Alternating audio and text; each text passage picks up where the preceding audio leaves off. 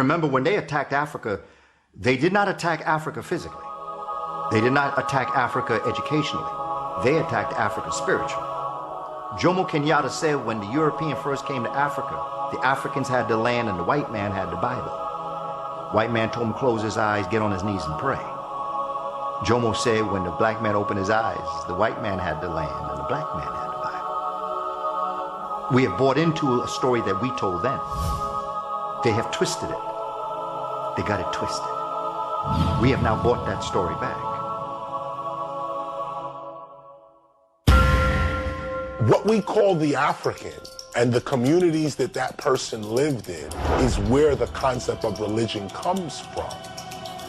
Europe never produced a religion, ever. Asia receives its religion from Africa. All of them. Buddhism, Hinduism, Shinto. As a matter of fact, to be more scholarly, starts with Hinduism. The first Hindu gods to come across were black Africans. And they came across, they were called Sambo, which is now a derogatory term used for blacks, mulattoes, etc. Sambo.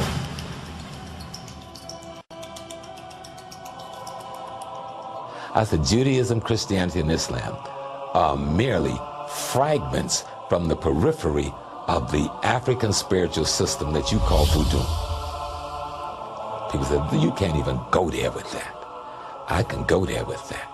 And I can take on any theologian that you got, bring them down, and I'll show you. Give me your 12 tribes, give me your 12 disciples, give me your 99 pearls of faith of Islam, and I'll show you those are nothing but sets of qualities and attributes, and I can juxtapose them in a perpendicular line besides the Orishas of the Yoruba, besides the Loas of the Voodoo, besides the Netters of Egypt, and show you we're talking about the same system.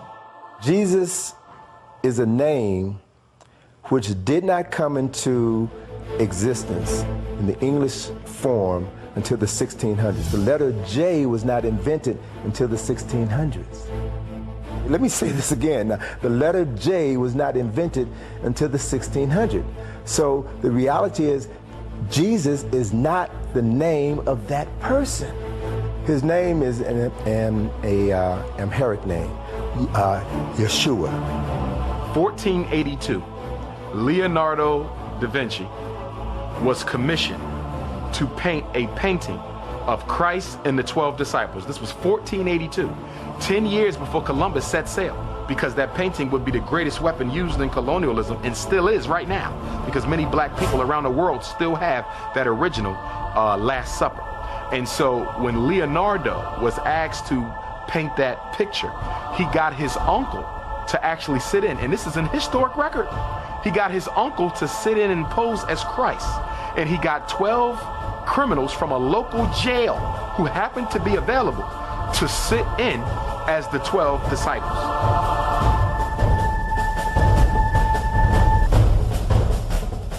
The only reason you call God by that name is because your former enslaver, your former oppressor, taught you that name. He never taught you the real name.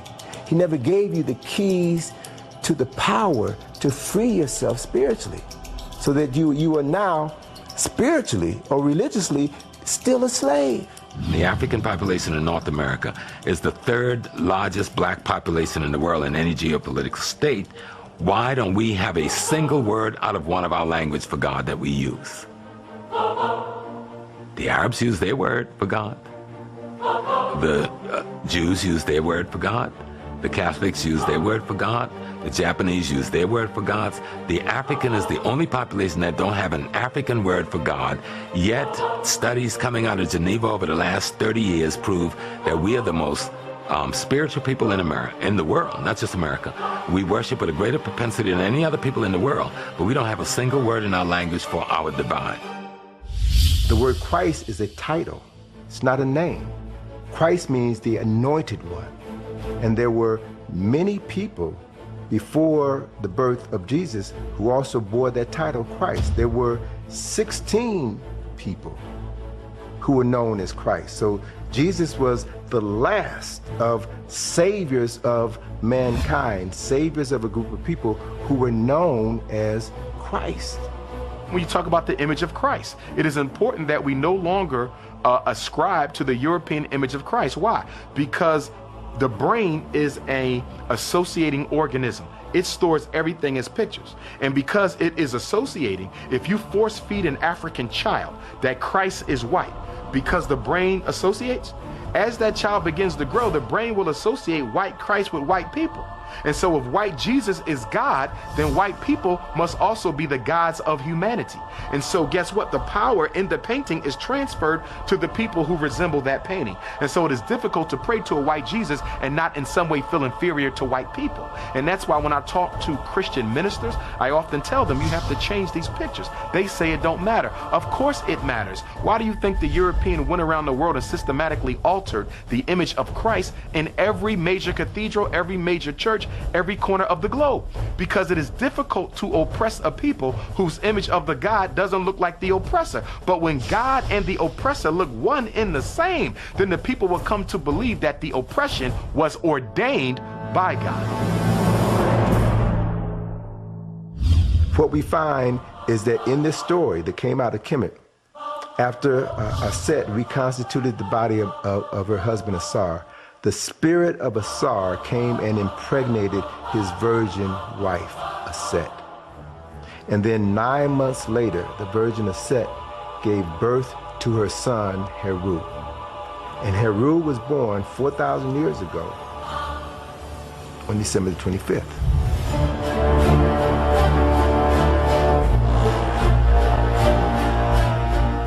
So in 325, it was decided that Jesus Christ would be a son of God. In 325, it was decided that Jesus Christ would be born in the manger in Bethlehem. Up until the Nicene Council, most people believe that Jesus Christ was born in a cave in Ethiopia, even in Ethiopia till today.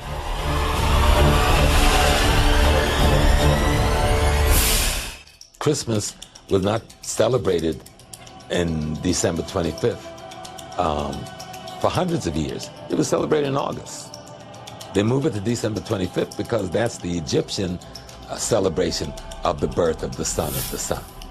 Talking about Heru and Asar.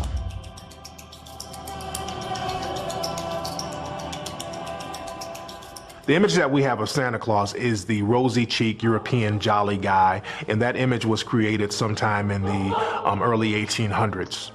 But the real Santa Claus was a man by the name of St. Nicholas. And when I do research about St. Nicholas, the real St. Nicholas, the further back I go, the blacker St. Nicholas gets. And when you look at pictures and portraits of St. Nicholas in museums in Europe, St. Nicholas is totally black. And there's a museum in Italy that has an old painting of St. Nicholas, and he has like dark skin, woolly hair. So people have to realize that the Santa Claus that we know and love today is based on a black saint from Europe.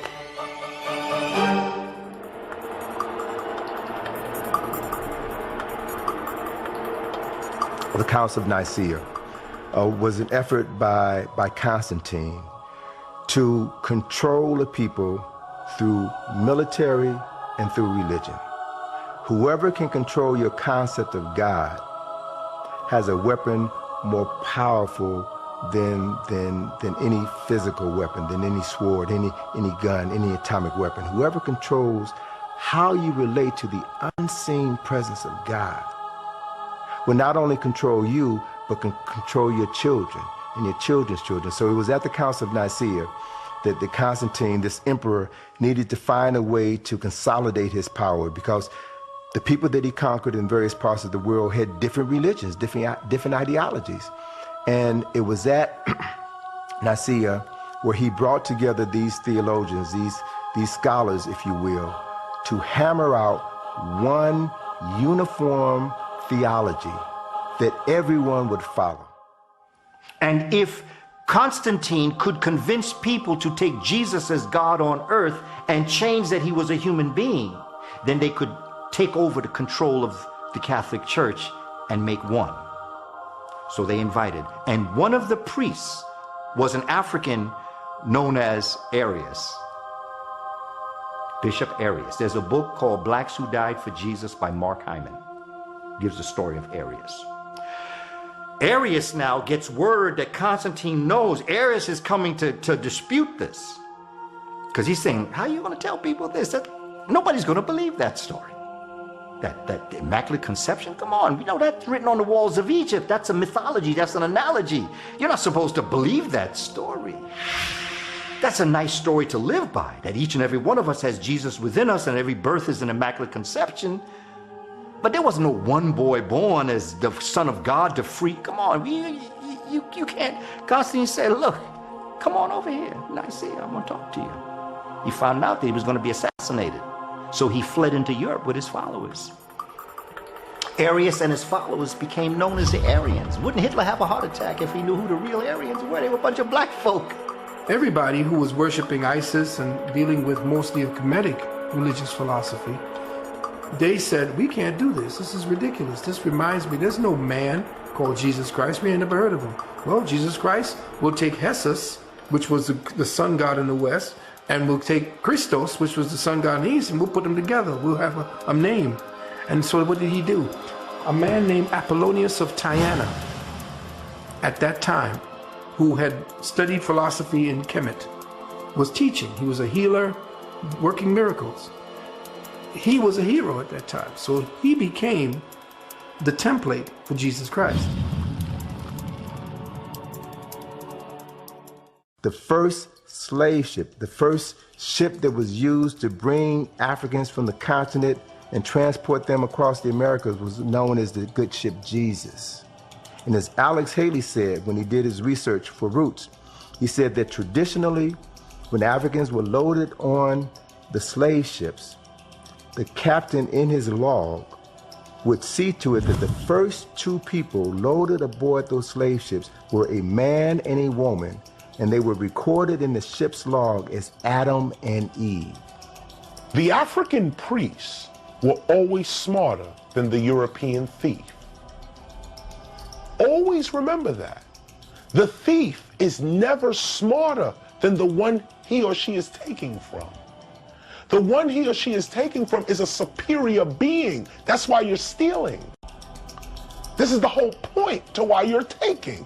Because what we got, you ain't got. And in the case of King James, I believe it was 1604 when he initiated, 1604, 1609, when he commissioned a group of 50 men to pull together all of the references, all of the biblical references in existence.